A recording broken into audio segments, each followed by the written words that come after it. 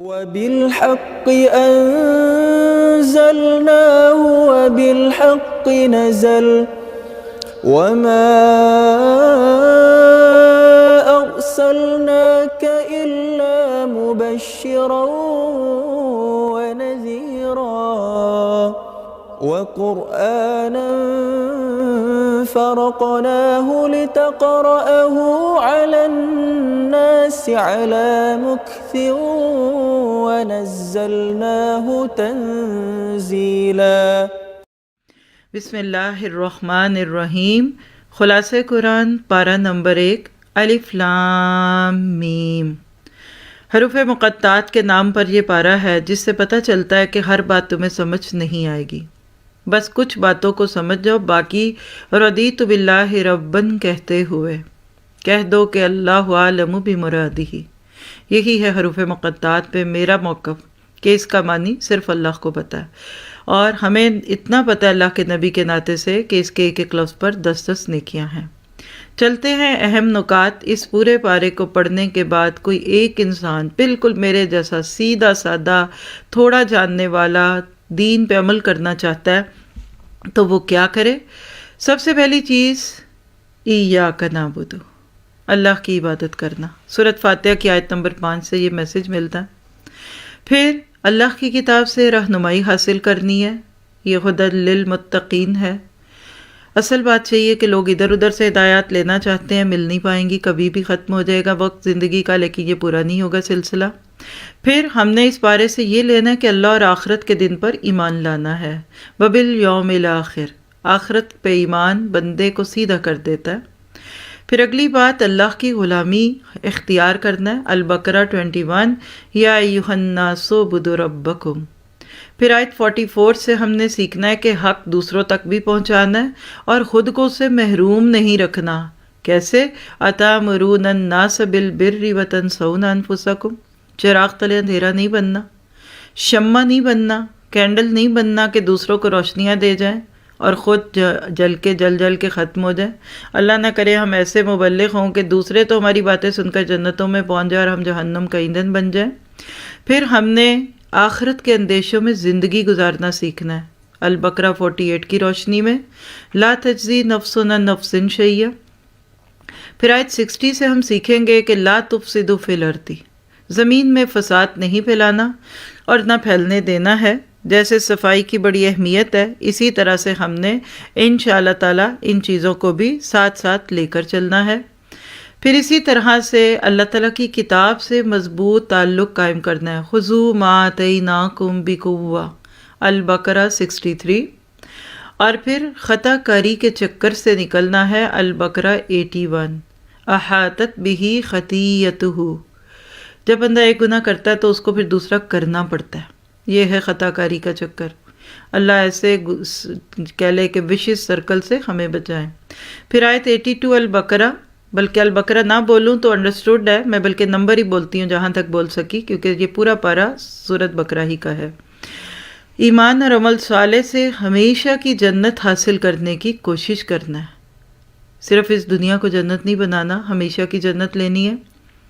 اللہ اور اس کے بندوں کے حقوق ادا کرنے ہیں۔ آیت 83 میں کیسے اس میں اللہ تعالیٰ نے وہ 10 کمانڈمنٹس کو سم اپ کر کے ہمیں ایک خلاصہ دے دیا پچھلی کتابوں کی باتوں میں سے۔ پھر اللہ کی کتاب کو مضبوطی سے تامنا ہے۔ آیت 93 خذوا ما آتیناکم بقوۃ، ایمان اور تقوی کی روش اختیار کرنی ہے۔ البقرہ 103، یعنی آمنوا واتقوا۔ پھر 112 اپنی ہستی کو اللہ کی اطاعت میں سونپنا ہے۔ وَإِذْ قَالَ رَبُّكُ کیا اسلمت قال اسلمت للہ رب العالمین، یعنی خود کو اللہ کے سپورٹ کرنا ہے۔ وَمَنْ أَسْلَمَ وَجْهَهُ۔ اور پھر 112 نیک روش پر چلنا ہے، اللہ کے نبی کے صحابہ کی طرح، یعنی باتیں تھوڑی اور عمل زیادہ کرنا ہے انشاءاللہ تعالی۔ اس پورے پارے کو پڑھنے کے بعد، ان مین پوائنٹس کو سمجھنے کے بعد جو عمل کی بات ہے وہ لکھیے۔ 5 باتیں ہیں جو ہم نے اس وقت چوز کی ہیں۔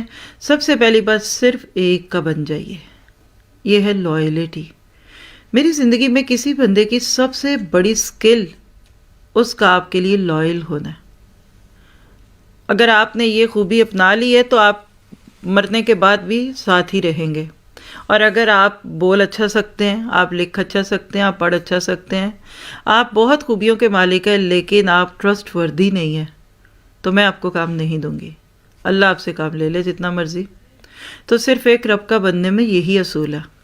یہ جو ہم تھوڑے تھوڑے رہتے ہیں نا، تھوڑا نہیں چاہیے ہوتا، کبھی تو پورے بن کر دیکھیے، پھر زندگی میں جو سکون اور خوشی آئے گی۔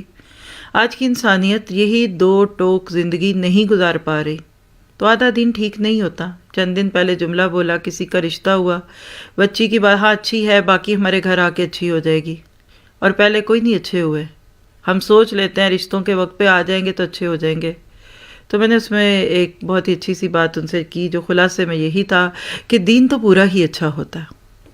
پھر دوسری بات، صبغۃ اللہ ومن احسن من اللہ صبغہ، ایک رنگ اپنے اوپر ضرور چڑھائیے زندگی میں، اور وہ اللہ کا رنگ ہے۔ اور حوصلوں میں رہنے والوں کو کہوں گی کہ آج صبح آسمان کا رنگ آپ نے دیکھا سن رائز سے پہلے، کل سے 10 گنا زیادہ خوبصورت، اور یہ ہر دن نیا رنگ ہوگا، اور جسٹ 5 منٹ کے اندر ختم بھی ہو گیا۔ جتنے آپ کو پیچ اور پرپل کے کمبینیشن میں کلر ملتے ہیں، وہ صرف میرا نہیں خیال 5 منٹ سے زائد آسمان پر رہے، اور اپنی آنکھوں سے دیکھا کہ نیچے ایج تھا اور اوپر پورے آسمان پہ، پھر پھیلتے پھیلتے وہ آدھے آسمان پہ پھیل گیا۔ یہ رنگ اتنا پیارا، اس وقت بھی میں نے اللہ سے یہی کہا تھا کہ پھر صبغۃ اللہ کتنا خوبصورت ہوگا۔ اور اللہ کا رنگ کیا ہے؟ سارے مسلکوں، سارے فرقوں، ساری رنگ نسل اور انسانی گروہ بندیوں سے آزاد ہو جاؤ، اور ایک اللہ اور اس کے رسول کے رنگ میں رنگ جاؤ۔ پھر تیسری بات، اگر آپ نے اس کو پلو سے باندھ لی، بلکہ کہتی ہوں کہ گرہ باندھ کے رکھ لیجئے، سمینا و اطعنا، سنیں بھی اور مانیں بھی۔ کچھ کہتے ہیں سنیں گے مانیں گے نہیں، خسارہ ہے۔ کچھ اور عقل مند نکلے، کہتے ہیں چونکہ سن کے ماننا پڑتا ہے تو سنیں گے نہیں۔ تو اللہ نے سورۃ بقرہ فاتحہ میں کیا کہہ دیا؟ غیر المغضوب علیہم ولا الضالین۔ چلو مغضوب نہیں بنو گے نا سن کے عمل نہ کر کے، تو نہ سن کے ضالین رہنا چاہتے ہو، تو نجات اسی میں کہ سمینا و اطعنا۔ اور پھر اگلی بات جو اس پارے سے آپ میں نے لینی ہے، مقصد حیات پہ نظر رکھیے۔ اور ہمارا مقصد حیات روٹی کمانا نہیں ہے، ہمارا مقصد حیات اچھے گھر بنانا نہیں ہے۔ یہ ساتھ کی چیزیں ہیں، یہ چلیں گی، ساتھ ساتھ چلیں گی۔ روٹیاں بھی بنائیں گے، کمائیں گے بھی، گھر بھی بنائیں گے، کپڑے بھی بنائیں گے۔ مقصد حیات کیا ہے؟ کہ میری زندگی کا مقصد تیرے دین کی سرفرازی۔ میں اسی لیے مسلمان، میں اسی لیے نمازی۔ اور اس پارے میں یہ عمل کر کے دکھایا تو ابراہیم علیہ السلام نے کر کے دکھایا۔ بڑھاپے کی اولاد اور بیوی بچے کو چھوڑنا کوئی آسان کام نہیں۔ اللہ نے اتنی بڑی نیکی اسی سے لی بڑھاپے میں، جس کی جوانی کیا، اس کا ارلی بچپن بھی اللہ کے رنگ میں رنگا ہوا تھا۔ اللہ ہم سے بھی یہ کام لے لے۔ اور ایک اور بات کر کے آگے چلتے ہیں، اللہ کے فیصلوں پہ راضی برضا رہیے۔ کیسے؟ حنیف بنیے، کان حنیفاً، حنیف بنیے، حنفی نہیں، حنیفیت بنیے، کیونکہ کچھ لوگ اس کو سمجھ ہی نہیں پاتے، اس لیے بول دیا۔ جس جگہ اللہ نے آپ کو پیدا کر دیا ہے الحمدللہ، جو اس گھر میں آپ کی شادی ہوگی الحمدللہ، جو بچے ملنے تھے مل گئے الحمدللہ، بس اسی پہ راضی رہ کر جو سکلز اللہ نے دی ہے اس کو اللہ کے راستے میں فوکسڈ ہو کے لگا کے دنیا سے چلے جائیے۔ قبر کا وقت بہت لمبا ہے، انشاءاللہ ٹھنڈی قبر ہوگی آپ کی اور میری۔ چلیے دعا دیکھیے اس پارے کی، بعد میں آپ لوگ بھی اس کو مل کے پڑھیے گا۔ ربنا تقبل منا انک انت السمیع العلیم وتب علینا، بلکہ ربنا تقبل منا انک انت السمیع العلیم، ربنا وجعلنا مسلمین لک ومن ذریتنا امۃ مسلمۃ لک وارنا مناسکنا وتب علینا انک انت التواب الرحیم۔ ابراہیم علیہ السلام اور اسماعیل علیہ السلام کی طرف منسوب یہ دعا البقرہ 127 128 ہمیں بتاتی ہے، اور وہ کیا ہے کہ اصل چیز قابلیت نہیں، قبولیت ہے۔ آپ کتنے قابل کیوں نہ، اگلا آپ کو قبول ہی نہ کرے، کتنی پیاری دلہن ہے، لڑکا بات نہ کرے، منہ نہ لگائے اس کو، تو کیا فائدہ اس دلہن کا؟ کہتے ہیں کہ دلہن وہی جو پیا من بھائے۔ تو اللہ کو آپ کی میری قابلیتیں نہیں چاہیے، قبولیت چاہیے، اور قبولیت کے لیے شرط ہے انما یتقبل اللہ من المتقین، تقوی، اللہ تقوی کی بنیاد پہ، اخلاص کی بنیاد پہ۔ ریاکاری اور دکھاوے سے پاک نیکیوں کو قبول کرتا ہے، اور پھر مسلمین بننا ہے تو ہمیں بھی مسلمین بننا ہے انشاءاللہ۔ خود کو مسلم بنائیے، اپنے 2 بچوں کو مسلمین بنائیے، اور سارے خاندان فیملی کو مسلمین میں دیکھنے کی تمنا میں جئیں۔ اب زندگی کا باقی حصہ اس میں لگا کر دیکھیے، اور طریقہ کار کس سے سیکھنا ہے، وارینہ مناسکنا، اللہ اور اس کے رسول کے بتائے ہوئے طریقے سے۔ اللہ تعالیٰ سے دعا ہے کہ اس بارے پہ ہمیں عمل کی توفیق عطا فرمائے۔